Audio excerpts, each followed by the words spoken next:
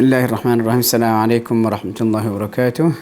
Sedang penonton yang dirahmati Allah sekalian, alhamdulillah. InsyaAllah pada hari ini saya akan berbicara mengenai tajuk sahur. Dan tajuk sahur ni alhamdulillah sangat sinonim dengan Ramadan, dan ia satu perkara yang sangat penting. Bahkan ia adalah satu daripada sunnah Nabi kita sallallahu alaihi wasallam dalam berpuasa. Dan apabila kita berbicara mengenai sahur, saya mungkin akan bawa mengikut sudut yang berbeza sedikit mengenai waktu. Dalam sehari semalam kita 24 jam, ada dua waktu yang ekstrim. Yang pertama, waktu sahur. Yang ini kita panggil waktu ketuhanan. Kenapa dipanggil waktu ketuhanan? Sebab dalam sebuah hadis, saya bacakan terjemahan terus. Nabi mengatakan, sallallahu alaihi wasallam mengatakan, rahmat Tuhan kita yang maha tinggi sentiasa turun ke langit dunia. Itu langit yang paling dekat. Ketika berbaki 1/3 malam. Lebih kurang dalam, kita kata, boleh kata dalam pukul 3 baru ke subuh.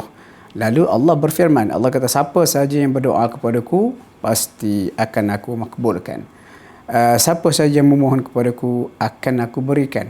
Siapa sahaja mohon pengampunan, akan aku kampunkan. Dan hadis ini direkodkan oleh Imam Al-Bukhari dan juga Imam Muslim. Kalau berdasarkan hadis ini kita boleh tengok, sahur ini ataupun waktu berbaki 1/3 malam, boleh dikatakan pukul 3 bawa ke subuh, ini antara waktu terbaik dalam sehari semalam. Sebab rahmat Allah turun melimpah-limpah pada waktu ini.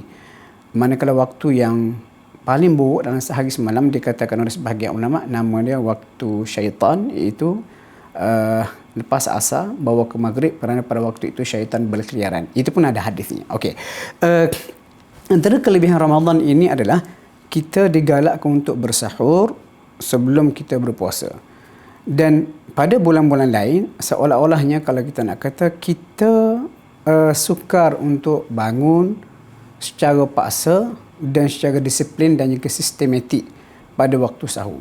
Tetapi dalam bulan Ramadan kita diberikan peluang demi untuk berpuasa pada besoknya kita bangun bersahur.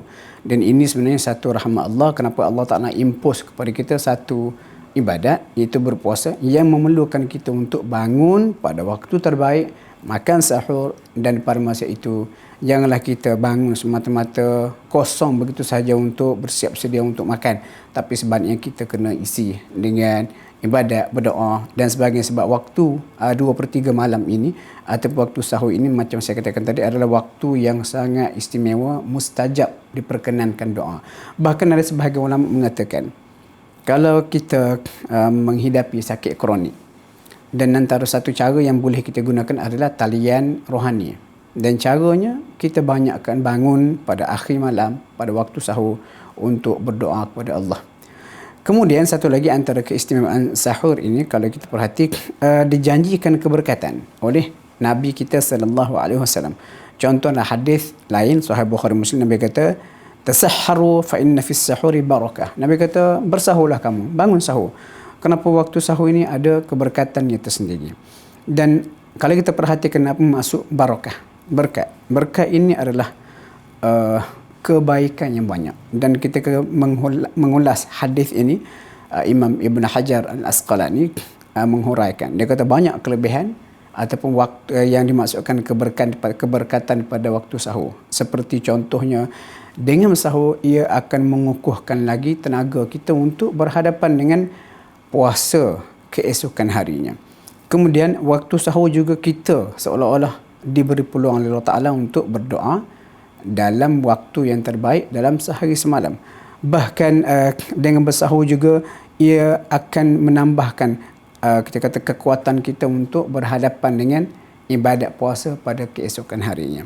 Selain itu, bila bercerita mengenai waktu sahur, saya teringat sebuah kisah yang disebut oleh Allah Subhanahu Wa Ta'ala dalam surah Yusuf, iaitu kisah taubat anak-anak Nabi Yaqub alaihissalam.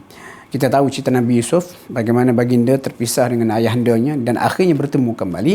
Dan dalam kisah, di hujung kisah surah Yusuf itu, pada ayat yang ke-97 dan yang ke-98, Allah Ta'ala merekodkan bagaimana anak-anak Nabi Yaqub yang bersalah, yang memisahkan antara Nabi Yaqub dan juga Yusuf, datang menyerah diri, meminta kepada Nabi Yaqub supaya berdoa kepada Allah agar dosa mereka telah lampau memisahkan antara ayah dan anak ini diampunkan Allah. Allah Ta'ala rekodkan kisah ini. Allah kata, qalu, mereka anak-anak Yaqub berkata, ya abana astaghfir lana dhunubana inna kunna khati'in. Wahai ayah kami, doalah kepada Allah supaya diampunkan dosa kami kerana kami ini orang yang bersalah.